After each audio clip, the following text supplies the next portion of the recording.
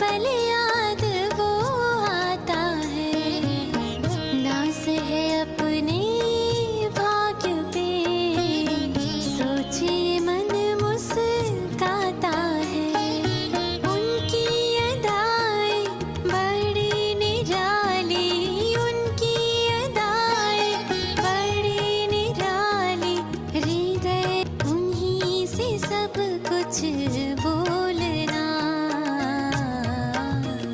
ये जीवन प्रभु का हो गया, ये जीवन प्रभु का हो गया। ये जीवन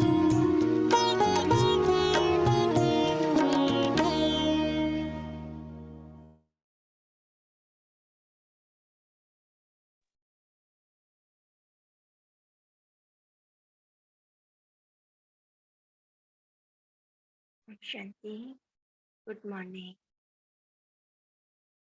ये जीवन प्रभु का हो गया, अब और क्या सोचना, बाबा ही संभालता है। आज की वाणी में भी बाबा हमें बेहद के सन्यास की ओर फिर से अटेंशन दिला रहे हैं। बेहद का सन्यास, दुनिया में हद का सन्यास होता है, घर बार छोड़ देते हैं, सब कुछ छोड़ करके आश्रम में, जंगलों में या जहाँ भी चले जाते हैं।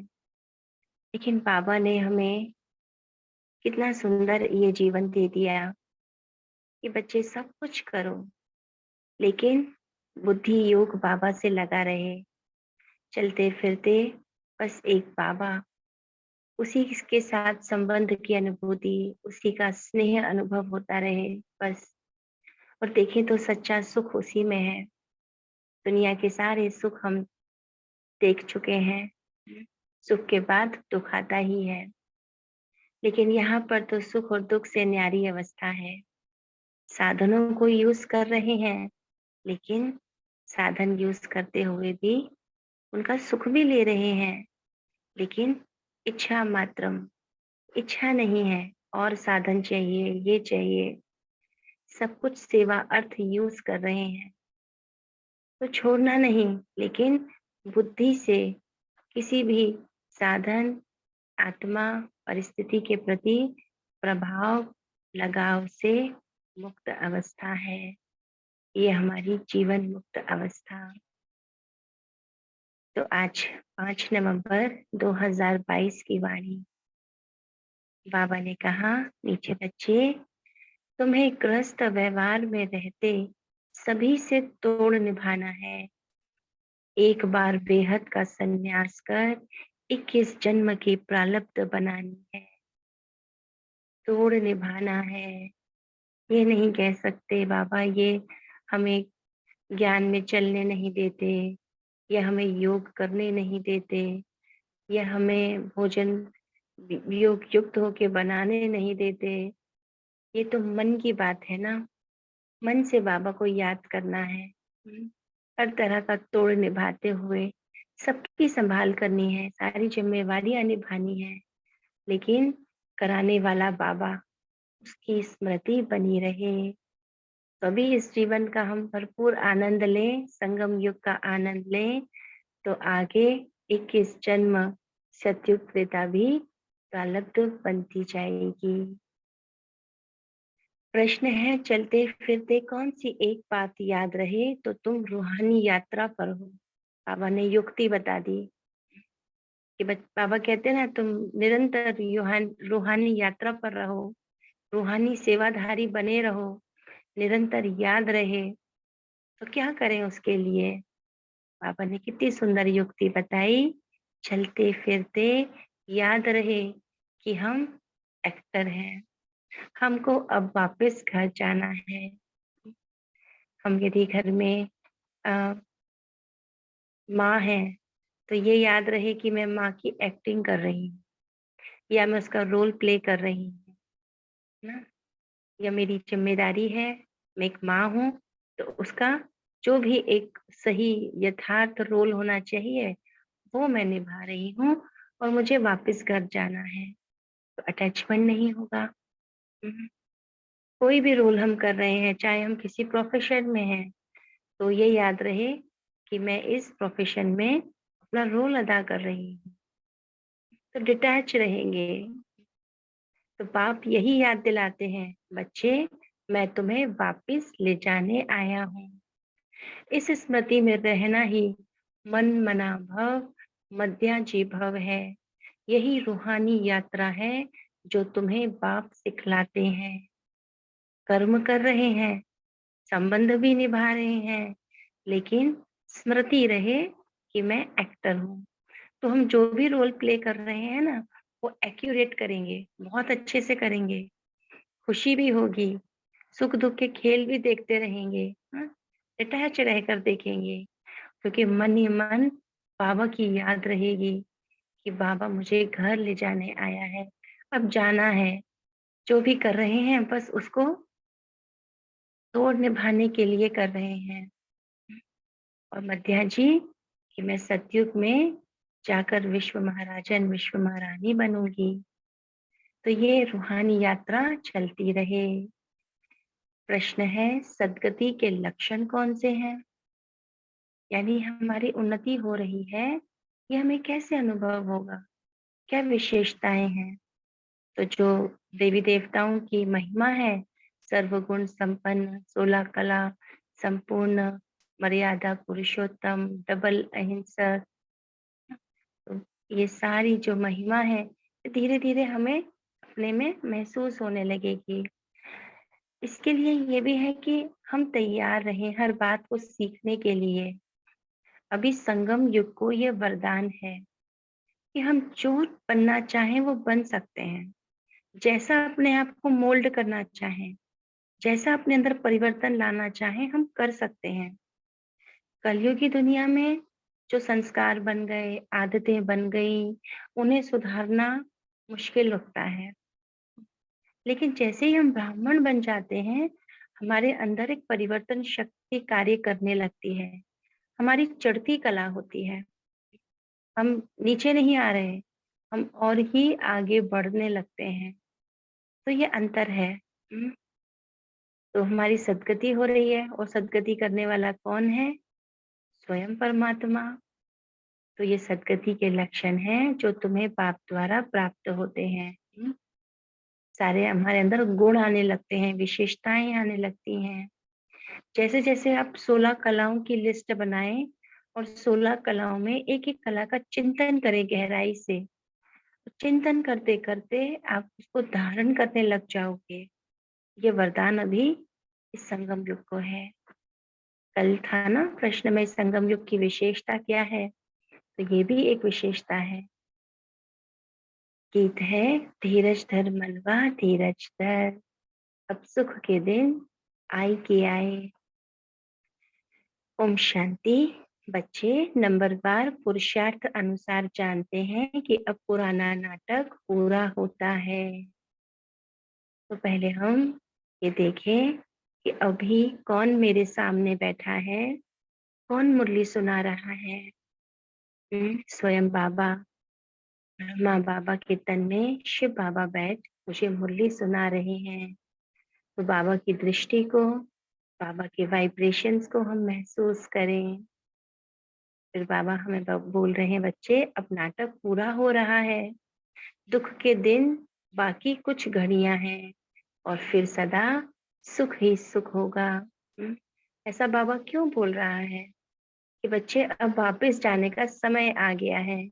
जैसे कोई नाटक होता है, कोई ड्रामा चल रहा हो, और ड्रामा के एंड का समय हो, है ना, पूरा होने वाला है। वहाँ के जो एक्टर हैं, एक्ट्रेस हैं, अब उन्हें घर भी तो जाना है, वो कहीं ड्रामा करने तो बैठे नहीं रहेंगे पूरे समय। तो उन्हें बोलेंगे चलो अब एंड होने वाला है, अब जल्दी जल्दी सब स्टेज पर आओ और अच्छे से नाटक को पूरा करके अपने घर जाओ, आप फ्री हो। तो बाबा बोलते हैं अब क्योंकि नाटक में दुख है, क्योंकि यहाँ पर कलयुग का समय चल रहा है, लेकिन बाबा हमें फिर याद दिला रहे हैं, बच्चे अब कुछ घड़ियां हैं, फिर सदा सुख ही सुख है। जब सुख का पता पड़ता है तब समझा जाता है यह दुख धाम है। दोनों में बहुत अंतर है। एक्टर बैठे हुए हैं पूरे दिन से अपनी एक्टिंग कर रहे हैं, फिर उन्हें बोलते हैं आपको घर भी तो जाना है। तो फिर एक्टर क्या सोचता है, जल्दी से काम खत्म करें फिर घर जाना है, घर चलेंगे और तैयारी उनकी शुरू हो जाती है। तो फिर अंतर है ना। कहीं हम बैठे हैं बाहर हैं और जब घर जाते हैं दोनों में अंतर है। तो अभी सुख के लिए तुम पुरुषार्थ कर रहे हो अथवा श्रीमत पर चल रहे हो। कोई को भी ये समझाना बहुत सहज है। अभी बाबा के पास जाना है, बाबा लेने आया है। एक माँ ने अपने बच्चे को भेजा, जाओ खेल कर आओ, लेकिन शाम होने से पहले घर आ जाना। बच्चा खेलता है, वहां पे जाके चीटिंग भी होती है, गिरता है, उसके कपड़े भी गंदे हो जाते हैं और शाम हो जाती है, लेकिन वो इतना मस्त हो जाता है खेल में कि उसको घर जाने की याद ही नहीं। अब माँ उसे खुद लेने आई, चलो मैंने कहा था वापस आने को, अब देखो तुम कितने गंदे हो गए हो, चलो अब घर।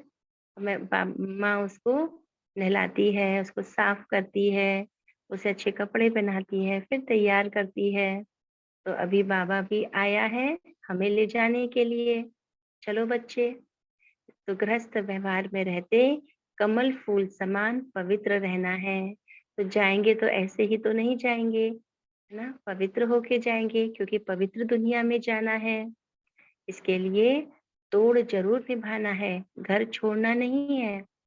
अगर तोड़ ना निभाया तो जैसे सन्यासियों मिसल हो गए, कि भाई बस यही बोल रहे हैं हमने तो सब छोड़ दिया, हमें अब कुछ नहीं, के घर से भी किनारा कर लिया, किसी का ध्यान नहीं रखते।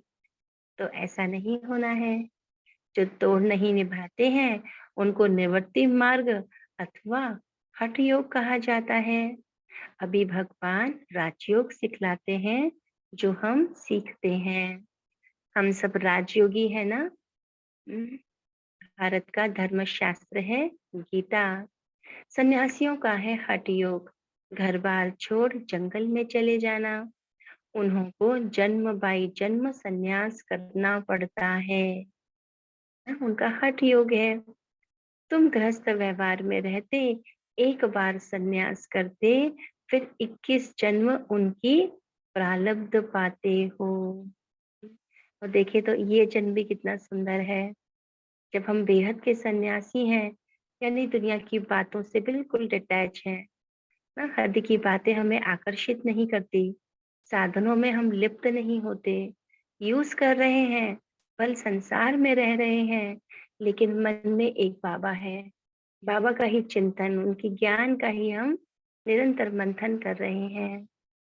तो उन्हों का है हद का सन्यास, तुम्हारा है बेहद का सन्यास। तुम्हारे राजयोग का तो बहुत गायन है। भगवान ने राजयोग सिखाया था। भगवान ऊंचे ते ऊंचे को ही कहा जाता है। श्री कृष्ण भगवान हो ना सके, बेहद का बाप है ही निराकार, बेहद की बादशाही वही दे सकते हैं। जो ऊंचे से ऊंचा होगा, जिसके पास सर्वोच्च अथॉरिटी होगी, वही तो बादशाही देगा। यहाँ गृहस्थ व्यवहार से नफरत नहीं की जाती है। बाप कहते हैं यह अंतिम जन्म गृहस्थ व्यवहार में रहते पवित्र बनो। पतित पावन को पतित पावन कोई सन्यासी को कह नहीं सकते, वह भी पावन दुनिया चाहते हैं। वह दुनिया है एक, जिसके लिए पतित पावन बाप को बुलाते हैं। दुनिया में बोलते हैं ना, पतित पावन सीताराम, हे पतित पावन आओ हमें पवित्र बनाओ। जबकि वह ग्रस्त व्यवहार में नहीं है तो देवताओं को भी नहीं मानेंगे। हाँ, वो आत्माएं जो सन्यासी हैं वो भी पतित पावन बाप को बुलाते हैं, जो ग्रस्त व्यवहार में नहीं है वो भी बुला रहे हैं। वह कभी राजयोग सिखला न सके, न बाप कभी हठ योग सिखला सके। यह समझने की बातें हैं ना? सन्यासी लोग हमें राजयोग नहीं सिखा सकते और बाबा हमें हठ योग नहीं सिखा सकते। बाबा तो हमें राजयोग सिखा रहे हैं। इस राजयोग में देखें तो हम क्या हो रहे हैं, अभी भी तो राजा ही बन रहे हैं ना। हम इस मन के मालिक बन गए, शरीर के मालिक बन गए, ना, मालिक बन करके साधनों को यूज कर रहे हैं। दास नहीं है ना, हमारे किसी के प्रभाव में नहीं है, पूरा अटेंशन है, साक्षी दृष्टा स्थिति है कि हम क्या कर रहे हैं, क्या सोच रहे हैं, एक सही समझ बाबा ने दी है। अब दिल्ली में वर्ल्ड कॉन्फ्रेंस होनी है, वहां यह समझाना है, लिखत में देना है। लिखत में होगा तो सब समझ जाएंगे। कॉन्फ्रेंस होती है ना, बड़ी बड़ी कॉन्फ्रेंस होती रहती हैं, तो बाबा कहते हैं वहां पर भी जाके ये सब बातें समझाओ। हद का सन्यास क्या है, बेहद का सन्यास क्या है। अब हम ऊंच ब्राह्मण कुल के हैं, वह है शूद्र कुल के। हम हैं आस्तिक, वह है नास्तिक। दुनिया में चाहे सब भक्ति भी कर रहे हैं, लेकिन भगवान को तो नहीं जानते ना, ना उसके वास्तविक स्वरूप को जानते, ना उनके देश को जानते, उनके कर्तव्य को जानते, तो वो नास्तिक हो गए। और हम देखें तो यथार्थ रूप से परमात्मा का परिचय मिला है, उनके साथ रहते हैं, उन्हें अनुभव करते हैं, तो हम सब कौन है, आस्तिक है ना। वह है ईश्वर को ना जानने वाले, इसलिए वो नास्तिक है। हम हैं ईश्वर से योग रखने वाले, तो मतभेद है ना। बाप ही आकर आस्तिक बनाते हैं, बाप का बनने से बाप का वर्षा मिल जाता है। यह बड़ी पेचीली बातें हैं ना? बाबा के बन गए यानी उनका बच्चे बन गए, तो बाबा की सब चीजें हमारी हो गई। पहले पहले तो बुद्धि में बिठाना है कि गीता का भगवान परम पिता परमात्मा है। अब देखें तो बुद्धि में कितनी सारी बातें बैठी हुई हैं कि परमात्मा सर्वव्यापी है, आत्मा सो परमात्मा है ना? श्री कृष्ण ने गीता सुनाई, भगवान जो है युगे युगे आते हैं, तो ये कितनी सारी बातें हैं। तो बाबा कहते हैं पहले पहले बुद्धि में बिठाना है कि गीता का भगवान परमपिता परमात्मा है, उसने ही आदि सनातन देवी देवता धर्म की स्थापना की। तो ये बातें हम जब स्वीकार करते हैं तो इस ज्ञान को आगे समझ पाते हैं। लेकिन जो पुरानी स्लेट पे इतनी बातें लिखी हुई हैं, उसे मिटाना भी तो पड़ेगा ना। भारत का देवी देवता धर्म ही मुख्य है। भारतवासी अपने धर्म को भूल गए हैं, यह भी तुम जानते हो। भारतवासियों को ड्रामा अनुसार अपना धर्म भूलना ही है, तब तो आकर बाप आकर फिर स्थापन करें। बाबा कहते हैं ये भी एक ड्रामा है कि हम भूल गए कि मैं देवी देवता धर्म की आत्मा हूँ, है ना। नहीं तो बाबा कैसे आए, क्योंकि बाबा आकर फिर से स्थापना करते हैं। कहते हैं जब जब देवी देवता धर्म प्रायलोप हो जाता है, तब मैं आता हूँ। प्रायलोप भी जरूर होना है, ये भी एक ड्रामा में बना हुआ है। कहते हैं बैल की एक टांग टूट गई है, बाकी 3 टांगों पर दुनिया खड़ी है। मुख्य है ही 4 धर्म, अभी देवता धर्म की टांग टूटी हुई है, अर्थात वह धर्म गुम हो गया है। इसलिए बड़ के झाड़ का मिसाल देते हैं कि फाउंडेशन सड़ गया, बाकी टाल टालियां खड़ी हैं। तो फाउंडेशन तो देवी देवता धर्म था, जो वंशज हैं, जो पहली पहली आत्माएं हैं, जिनसे और आत्माएं बढ़ती गई, तो वो तो देवी देवता धर्म की थी, है ना। फिर जिन्हें बाद में फिर पूजने लगे, उनके हम भक्त बन गए, उन्हीं आत्माओं के पूज्य सो पुजारी बन गए, उन्हें हम कुल देवी कुल देवता कहने लगे। लेकिन वास्तविकता में तो वो देवता धर्म है ही नहीं। बाकी मठ पंथ आदि बहुत खड़े हैं। तुम्हारी बुद्धि में अब सारी रोशनी है ना रोशनी। हमें स्पष्ट है ना कि क्या हुआ। पूरे कल्प में देवी देवता धर्म की स्थापना हुई ना, देवी देवता धर्म, वहाँ विश्व महाराजन विश्व महारानी बने, फिर कैसे कैसे आगे बढ़ते गए लक्ष्मी नारायण, राम, सीता। लेकिन त्रेता युग के बाद बहुत सारे धर्म आने लगे। द्वापर युग से मठ पंथ कितनी सारे जाति, है ना, कितनी बातें फिर शुरू हो गई। बाप कहते हैं, तुम बच्चे इस ड्रामा के राज को जान गए हो कि सारा झाड़ पुराना हो गया है। कलयुग के बाद सतयुग को आना है, जरूर आना है ना। बाबा कहते जरूर आना है, चक्र को फिरना है जरूर। तो हमें जब याद है सतयुग आना है, तो फिर मुझे सतयुग में जाना भी है, ये भी मुझे स्मृति में रहे। तो उसके लिए बुद्धि में रखना है कि अब नाटक पूरा हुआ है, हम जा रहे हैं। चलते फिरते यह याद रहे कि अब हमको वापिस जाना है। मन मना भव मध्याजी भव का भी यही अर्थ है। तो मन मना भव हम अभी बनते हैं, मध्याजी भव हमारी प्रारब्ध है। बाबा ने हमको वरदान तो दे दिया। जैसे ही बाबा के बच्चे बने, बाबा ने कहा बच्चे मन मना भव, यानी कि मेरे मन में सदा बाबा ही बसा है, उसी की याद है, क्योंकि उसी की याद से हम पवित्र हो रहे हैं। और क्या बन रहे हैं? लक्ष्मी नारायण, दिव्य गुणधारी देवी देवता बन रहे हैं। यानी कि बाबा ने हमें मध्याजी भव का भी वरदान दे दिया। कोई भी बड़ी सभा में भाषण आदि करना है तो यही समझाना है कि परम पिता परमात्मा फिर से कहते हैं, हे बच्चे, देह सहित देह के सब धर्म त्याग अपने को आत्मा समझ बाप को याद करो तो पाप दग्ध होंगे। देखिए तो गीता में भी यही महावाक्य आते हैं कि तुम अपने सब धर्मों को भूल एक मेरी शरण में आ जाओ तो मैं तुम्हें सभी पापों से मुक्त कर दूंगा। इन यहाँ बाबा हम क्या बोलते हैं? देह सहित देह के सब धर्म।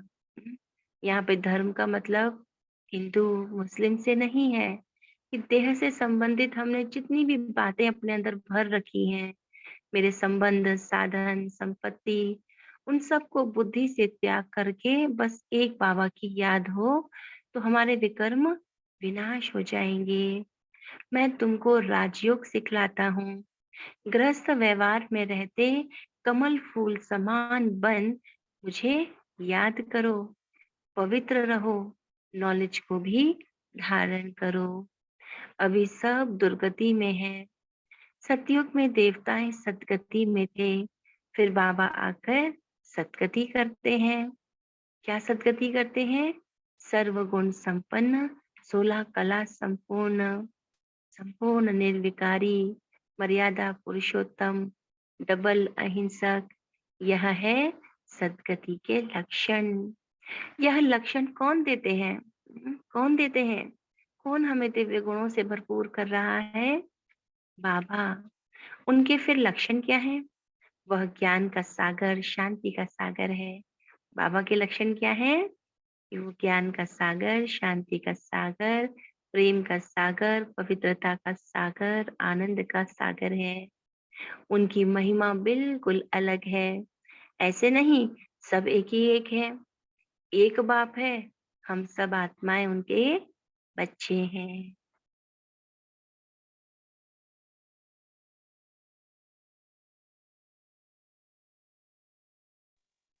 अभी हमारे मन में ये तो नहीं आता ना कि सबके अंदर परमात्मा है।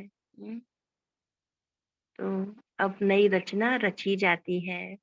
हम प्रजापिता ब्रह्मा की सब औलाद हैं, परंतु जो लोग इन बातों को समझ नहीं सकते, वो लोग, दुनिया वाले इन बातों को नहीं समझ पाते हैं।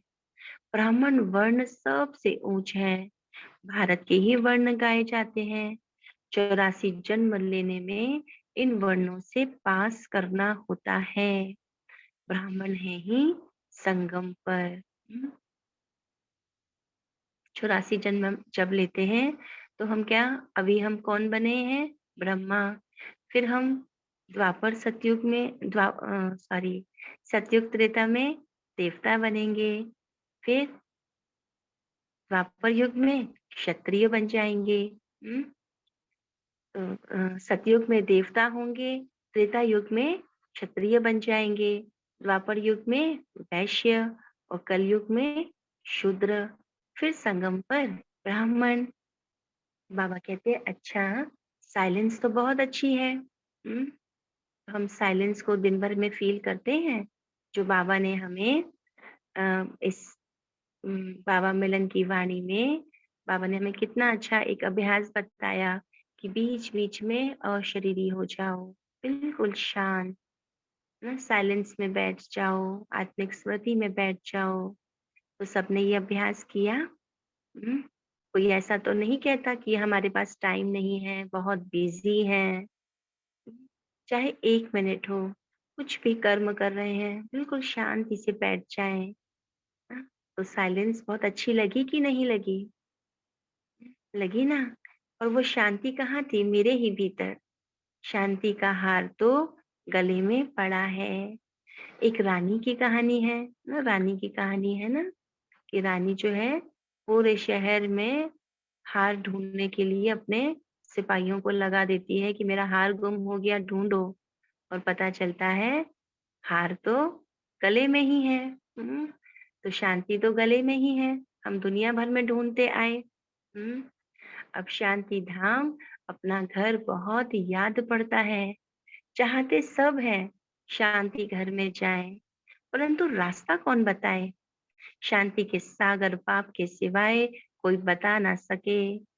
बाप की महिमा अच्छी है, शांति का सागर, आनंद का सागर।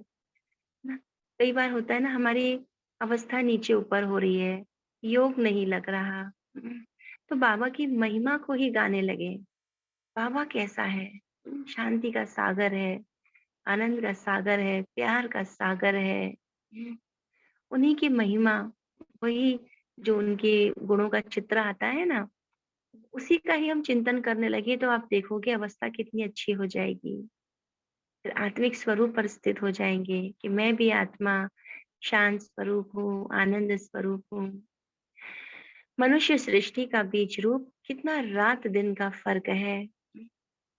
कृष्ण को सृष्टि का बीज रूप कह ना सके, बाप की महिमा ही अलग है। सर्वव्यापी कहने से महिमा सिद्ध नहीं होती। ऐसे भी नहीं परमात्मा बैठ अपनी पूजा करेंगे। परमात्मा सदैव पूज्य है, वह कभी पुजारी नहीं बनता। ऊपर से जो भी आते हैं वह पूज्य से पुजारी बनते हैं। परमधाम से जितनी भी आत्माएं आती हैं सतयुग में आई ना, वही पूज्य स्वरूप बनती हैं और वही पुजारी बन जाती हैं। पॉइंट्स तो बहुत हैं। अब देखो, आते तो कितने ढेर हैं, परंतु निकलते कोटों में कोई है, क्योंकि मंजिल ऊंची है। कितनों को कोर्स कराया जाता है, कोर्स के समय कितनी आत्माएं जुड़ती हैं, लेकिन लास्ट में देखें तो 5-10 आत्माएं ही हैं जो कोर्स कर पाती हैं, समझ पाती हैं ज्ञान को और आगे बढ़ती हैं, है ना? उनमें से देखो हम सब आत्माएं फोटो में कोई है।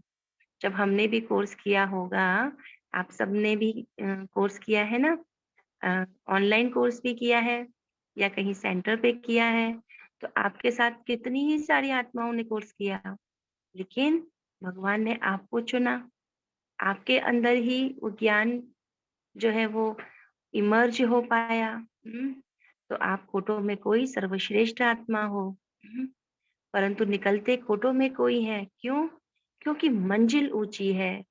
प्रजा तो ढेर बनती रहेगी, परंतु कोटों में कोई माला का दाना बनते हैं। नारद का मिसाल है। तुम अपनी शक्ल देखो तो हर कोई माला का दाना नहीं बन सकता।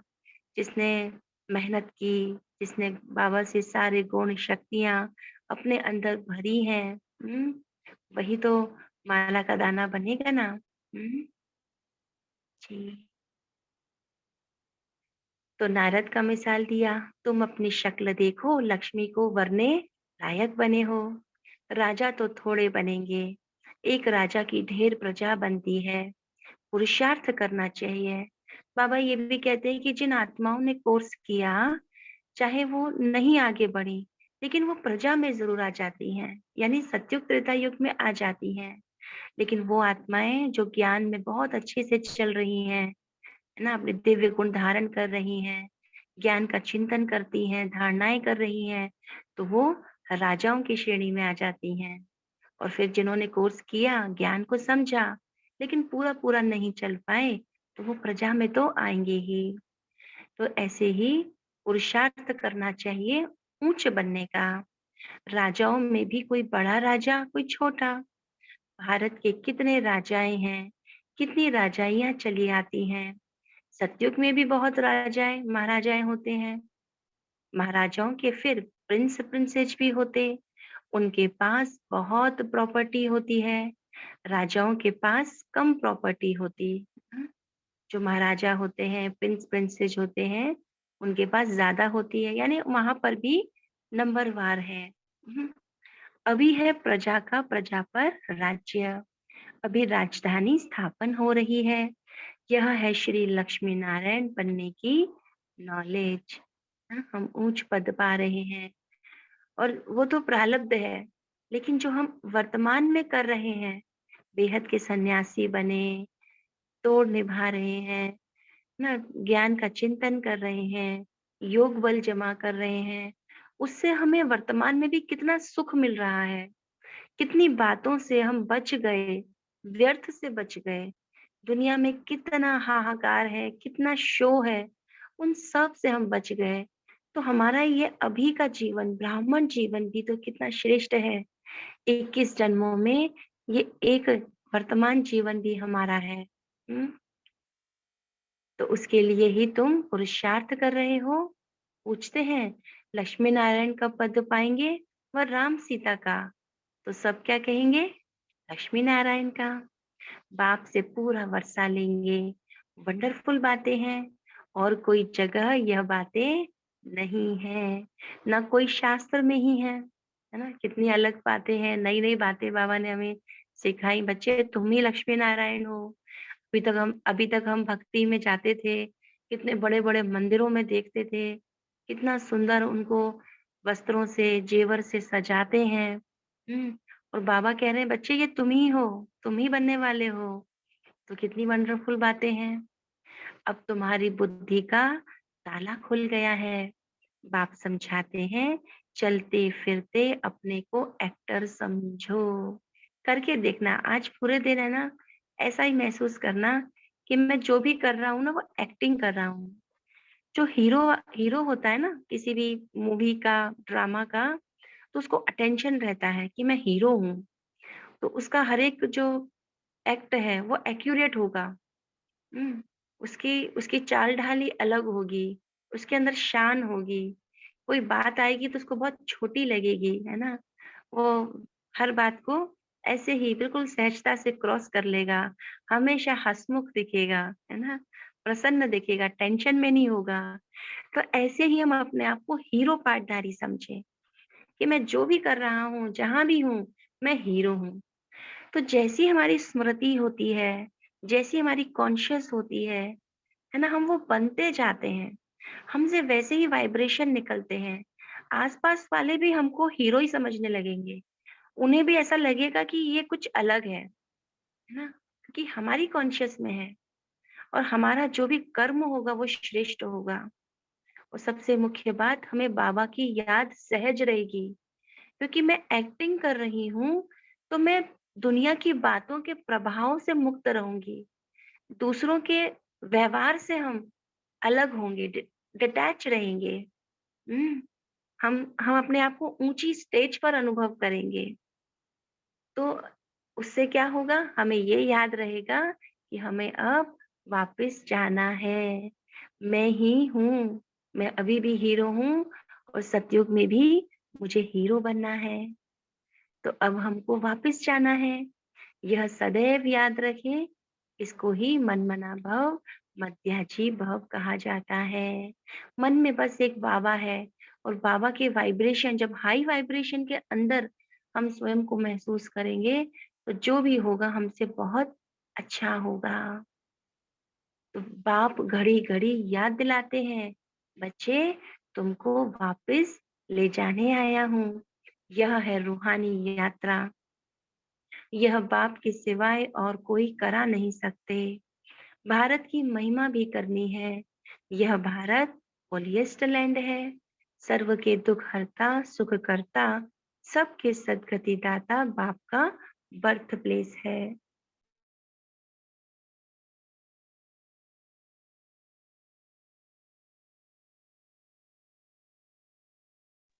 तो भारत में ही परमात्मा आते हैं।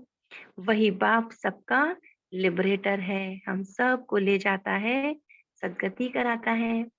यह बड़े से बड़ा तीर्थ स्थान है। भारतवासी भल शिव के मंदिर में जाते हैं, परंतु वह बाप को जानते नहीं। देखिए तो सबसे पहले शिव के ही मंदिर बने। द्वापर युग में भी जो बड़े बड़े मंदिर बने, देखें तो सबसे पुराने मंदिर जिन्हें हम ज्योतिर्लिंग कहते हैं, कितने पुराने दिखते हैं। लक्ष्मी नारायण के मंदिर भी बाद में बने, सबसे पहले शिव के मंदिर बने, क्योंकि आत्मा को ये कहीं ना कहीं सबकॉन्शियस माइंड में स्मृति थी कि परमात्मा निराकार है। उस निराकार स्वरूप का सिंबल शिवलिंग बना दिया गया। गांधी को जानते हैं, समझते हैं, वह बहुत अच्छा था, इसलिए उन पर जाकर फूल चढ़ाते हैं, है ना। अब गांधी जी के भी मूर्तियां बनाने लगे कि भाई उन्होंने बहुत अच्छे काम किए। ऐसे ही जो लक्ष्मी नारायण और देवी देवता थे, उन्हें उनके उनके अंदर दिव्य गुण थे, श्रेष्ठ कर्म किए, इसलिए फिर उनकी मूर्तियां बनाने लगे, उन पर हार चढ़ाने लगे। लेकिन वो भगवान तो नहीं थे ना। जैसे गांधी जी की मूर्ति बनाते हैं, तो गांधी जी भगवान तो नहीं है ना। उनके अच्छे कर्मों के कारण उन पर हम माला चढ़ाते हैं। तो ऐसे ही देवी देवताओं के अच्छे कर्म के कारण, उनके गुणों के कारण, विशेषताओं के कारण उनकी मूर्तियां बनाई गई, ताकि हम अपने बच्चों को बता सके, देखो तुम्हें ऐसा बनना है। हाँ, ऐसी होती है प्योरिटी। तो हम क्या करते हैं, अब गांधी आदि महावीर आत्माओं पर भी हम फूल आदि चढ़ाते हैं, लाखों खर्चा करते हैं। अब इस समय है उन्हों का राज्य, जो चाहे सो कर सकते हैं। यह तो बाप बैठ गुप्त धर्म की स्थापना करते हैं। अभी गुप्त ही गुप्त देखो, हम देवी देवता बन रहे हैं, हमारे अंदर दिव्य गुण आते जा रहे हैं। जैसे जैसे हम योग लगा रहे हैं, ज्ञान को समझ पा रहे हैं, ज्ञान को हम यूज करते हैं दिन भर में, है ना। आज हम कौन सा अभ्यास करने वाले हैं? हम्म कौन सा अभ्यास करने वाले हैं? चलते फिरते स्वयं को एक्टर समझना। हम्म, कि मैं एक्टिंग कर रहा हूँ, चाहे मैं एक अ, एक पत्नी हूँ या पति हूँ, लेकिन मैं एक्टिंग कर रहा हूँ। इसका मतलब ये नहीं है कि हम सामने वाले को कुछ समझ नहीं रहे, है ना। लेकिन मेरा रोल मुझे याद रहेगा। मैं सामने वाले से अपेक्षा नहीं रखूंगी, है ना, कि सामने वाला क्या कर रहा है, उसके प्रभाव से मुक्त रहूंगी, है ना। हीरो पार्ट अदा करूंगी, जो भी रोल प्ले कर रही हूँ ना, वो बहुत अच्छे से करूंगी। हम्म, तो भारत में पहले देवताओं का राज्य था। दिखाते हैं असुरों और देवताओं की लड़ाई लगी, परंतु ऐसी बात है नहीं। यहाँ युद्ध के मैदान में माया पर जीत पाई जाती है ना। तो असुर कौन है? अभी देखें तो आत्माओं के अंदर जो विकार हैं, जो बुराइयां हैं, वही असुर है ना। जो उन्हें आगे नहीं बढ़ने दे रहे, गुणों को धारण करने नहीं दे रहे। जो देवताओं में और असुरों में लड़ाई दिखाते हैं ना, इस स्वर्ग के लिए उन्होंने लड़ाई लड़ी। इंद्र ने जो है उन पर आक्रमण किया, तो कभी असुरों ने आक्रमण किया। ऐसी कितनी कहानियां सुनी, लेकिन उनका भावार्थ यही था कि हमारे अंदर ही असुर भी है तो देवता भी है। दिन भर में जब हम बाबा की याद भूल जाती है, माया आ जाती है, तो असुर काम करने लगते हैं। जैसे ही बाबा की याद आई, हम ज्ञान का चिंतन करते हैं, तो देवताई संस्कार इमर्ज हो जाते हैं। हम्म, तो यहाँ युद्ध के मैदान में माया पर जीत पाई जाती है। माया पर जीत तो जरूर सर्वशक्तिमान बाप ही पहनाएंगे। तो इसीलिए बाबा कहते हैं मुझे याद करते रहो, ताकि तुम्हारे भीतर के असुर, रावण, माया, अवगुण तुम्हें हावी न कर पाए। हम्म, तो बाप ही रावण राज्य से छुड़ाए राम राज्य की स्थापना कर रहे हैं। स्थापना कहाँ हो रही है? पहले मेरे भीतर हो रही है। बाकी वहां लड़ाई आदि की बात होती नहीं।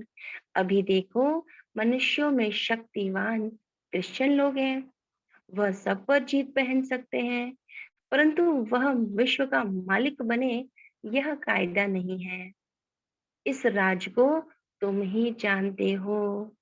इस समय सर्वशक्तिमान राजधानी क्रिश्चियन की है ना।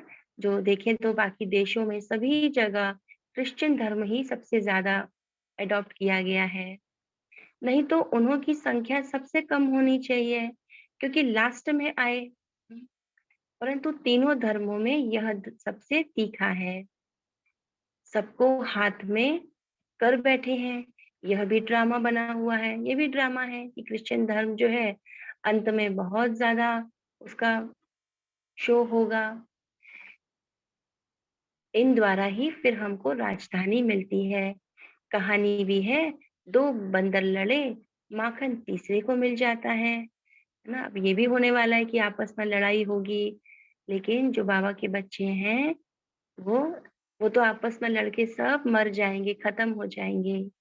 लेकिन जो ब्राह्मण आत्माएं हैं, बाबा के बच्चे हैं, उन्हें फिर स्वर्ग की राजधानी मिलेगी। वह आपस में लड़ते हैं, माखन भारतवासियों को मिल जाता है।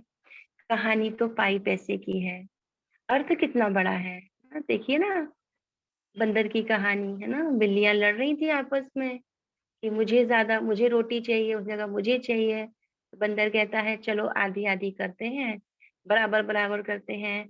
एक तरफ ज्यादा हो गई तो बंदर कहता है इक्वल करने के लिए मैं खा लेता हूँ। फिर दूसरी बड़ी हो गई तो दूसरी का वो भी खा लेता है।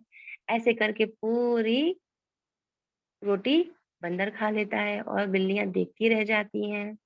तो ऐसे ही अब जो भी युद्ध होंगे और देशों के बीच में होंगे, वो आपस में ही लड़ते रह जाएंगे।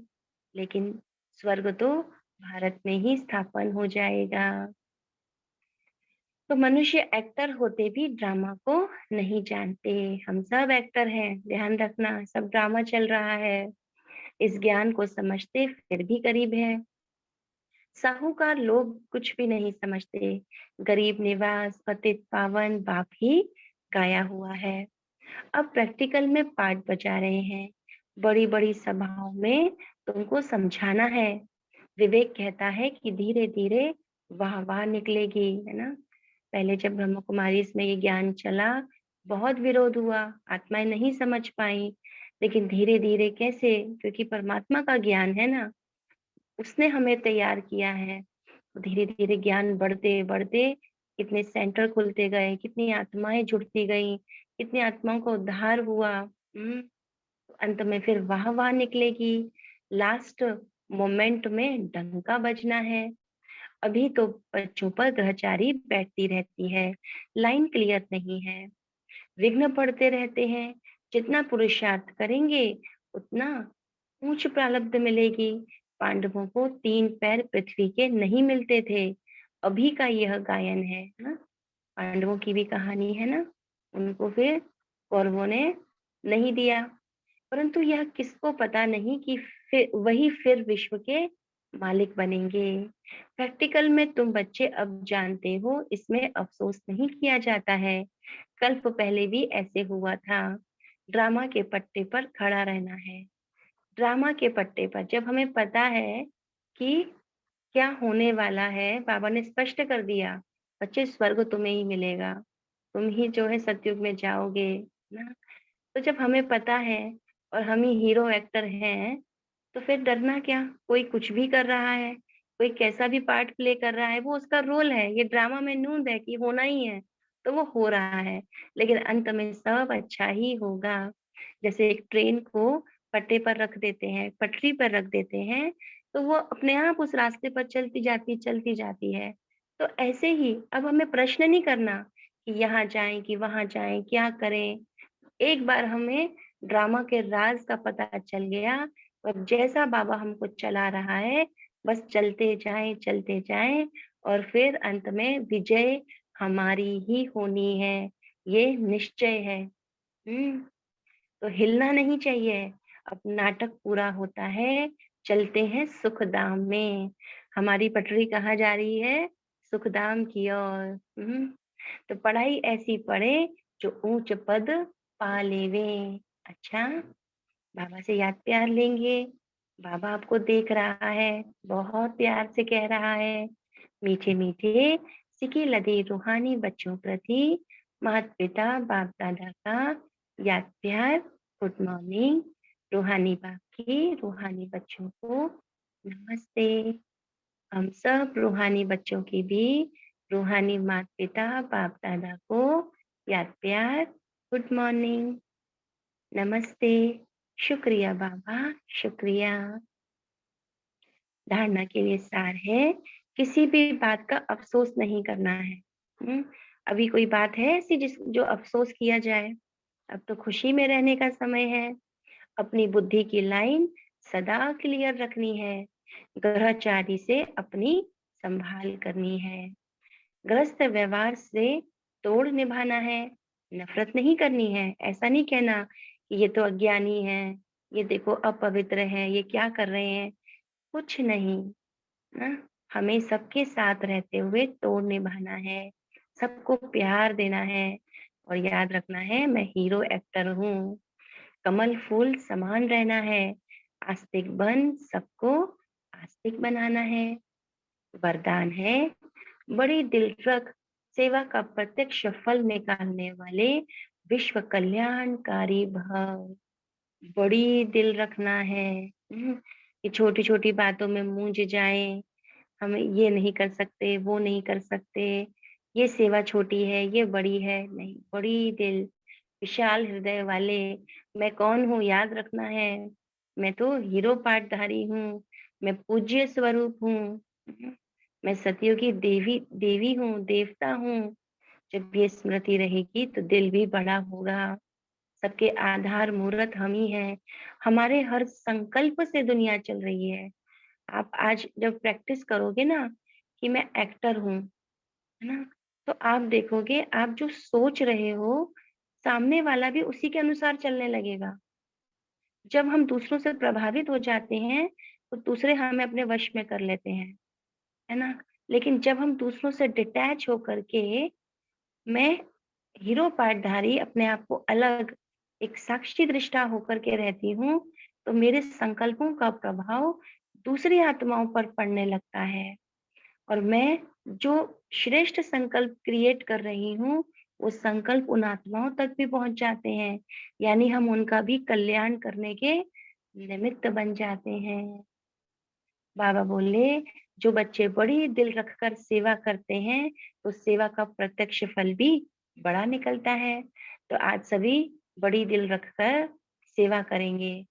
जैसे-जैसे आप अपने आप को स्थित करोगे ना एक्टर के फॉर्म में, तो आप देखोगे कि आपसे स्वतः ही सेवा हो रही है। कोई भी कार्य करो, तो स्वयं करने में भी बड़ी दिल और दूसरों को सहयोगी बनाने में भी बड़ी दिल हो। स्वयं प्रति व साथी सहयोगी आत्माओं प्रति संकुचित दिल नहीं रखो कि वो करेगा तो हम करेंगे, उसने तो किया नहीं या उसने तो रिगार्ड मुझे दिया नहीं, है ना? या मुझे तो पूछा ही नहीं गया, सेवा के लिए बोला ही नहीं गया, उसे सेवा दी जाती है, मुझे नहीं दी जाती। तो ये हो गई संकुचित दिल, छोटी बातें, ना दिल को हमने छोटा रखा, नहीं, मुझे तैयार रहना है, मेरी स्मृति में क्या है, मेरी स्थिति क्या है, वो उसमें हमें बड़ा बन जाना है। मैं हीरो पाठधारी हूँ, जो भी मुझे सेवा मिली मैं बहुत अच्छे से कर सकती हूँ। हुँ, तो दिल बड़ी रखने से मिट्टी भी सोना हो जाती है, कमज़ोर साथी भी शक्तिशाली बन जाते हैं, असंभव सफलता संभव हो जाती है। इसके लिए मैं की बलि चढ़ा दो, तो बड़ी दिल वाले विश्व कल्याणकारी बन जाएँगे। मैं जो होता है ना, उसमें देह अभिमान आ जाता है और जब मैं कहती हूँ कि जब स्वमान में स्थित करती हूँ, तो वहाँ पे आत्मिक स्थिति, शक्ति भर जाती है। और हमारी एक्टिंग भी बहुत अच्छी होने वाली है। करेंगे ना सभी आज? स्लोगन है, कारण को निवारण में परिवर्तन करना ही शुभ चिंतक बनना है। किसी भी बात का कारण नहीं, इसके कारण हुआ, इसलिए हुआ, दूसरों को ब्लेम देना नहीं। सब ठीक है, जो हो रहा है एक्यूरेट है, बस मुझे अपने पार्ट पर अटेंशन देना है। हुँ? और फिर दूसरों के प्रति हम जो सोचेंगे वो सही सोचेंगे। मातेश्वरी जी के मम्मा के महावाक्य है, तुम मात पिता हम बालक तेरे, तुम्हारी कृपा से सुख घने रे। हम ऐसा कहते हैं ना भगवान के पास जाकर ऐसा भक्ति मार्ग में कहते थे, आरती भी थी। अब यह महिमा किसके लिए गाई हुई है? अवश्य परमात्मा के लिए गायन है, क्योंकि परमात्मा खुद माता पिता रूप में आए इस सृष्टि को अपार सुख देता है। हम सब अभी सुख महसूस कर रहे हैं ना बाबा से। जरूर परमात्मा ने कब सुख की सृष्टि बनाई है, तभी तो उनको माता पिता कहकर बुलाते हैं। परंतु मनुष्यों को यह पता ही नहीं कि सुख क्या चीज है। जब इस सृष्टि पर अपार सुख थे, तब सृष्टि पर शांति थी, परंतु अब वो सुख नहीं है। अब मनुष्य को यह चाहना उठती अवश्य है कि वो सुख हमें चाहिए। फिर कोई धन पदार्थ मांगते हैं, कोई बच्चे मांगते हैं, कोई तो फिर ऐसे भी मांगते हैं कि हम पतिव्रता नारी बने। हर एक की चाहना तो सुख की ही रहती है ना। तो परमात्मा भी कोई समय उन्हों की आश अवश्य पूर्ण करेंगे। तो सतयुग के समय जब सृष्टि पर स्वर्ग है, तो वहां सदा सुख है। जहाँ स्त्री कभी विधवा नहीं बनती, तो वो आश सतयुग में पूर्ण होती है, जहाँ अपार सुख है। बाकी तो इस समय है ही कलयुग। इस समय तो मनुष्य दुख ही दुख भोगते हैं। बाकी जब मनुष्य अति दुख भोगते हैं, तो कह देते हैं कि प्रभु का भाना मीठा करके भोगना है। परंतु जब स्वयं परमात्मा आकर हमारे सारे कर्मों का खाता चुकतू करता है, तभी हम कहेंगे तुम माता पिता। अच्छा, ओम शांति। तो हमारा माता पिता देखे तो कौन है? परमात्मा ही तो है ना। जैसे स्थूल में भी लौकिक में माता पिता होते हैं ना, लेकिन वो इस जन्म के माता पिता हैं। उनके भी माता पिता कौन हुए? उनका भी कोई माता पिता है, लेकिन परमात्मा ऐसा माता पिता है जिसके ऊपर कोई माता पिता नहीं है।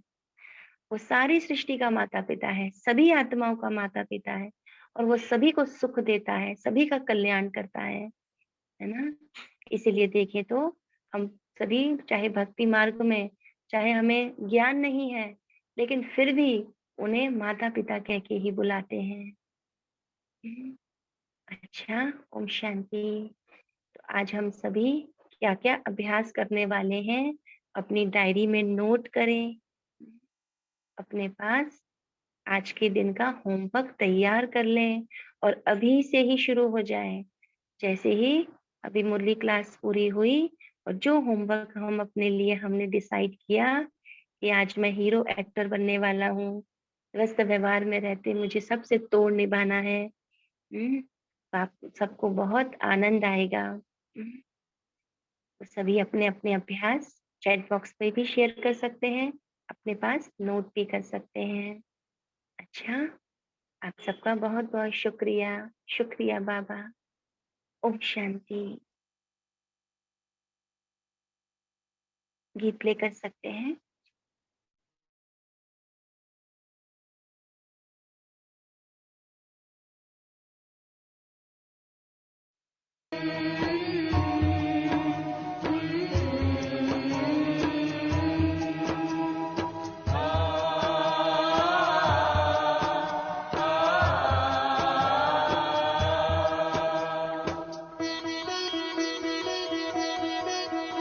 हे आत्माओं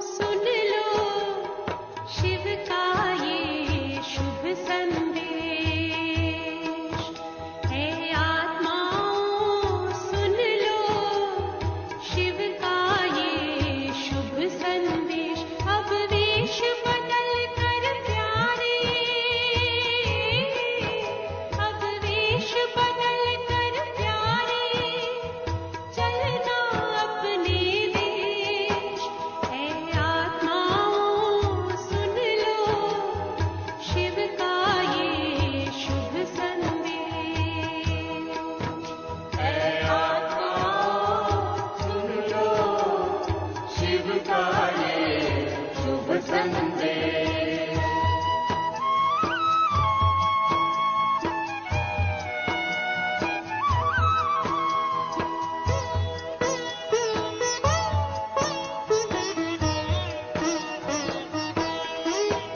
उलझन में उलझता रह न जाए अनमोल कहीं जीवन।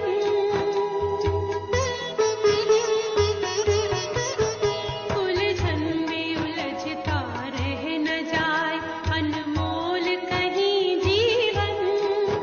आखिर में मिले तुझको न कहीं खाली अपना दामन। वरदान का अमृत पान करो, वरदान का अमृत पान करो, पाना न रहे कुछ शेष। हे आत्माओं सुन लो शिव का ये शुभ संदेश। हे आत्माओं सुन लो शिव का ये शुभ संदेश।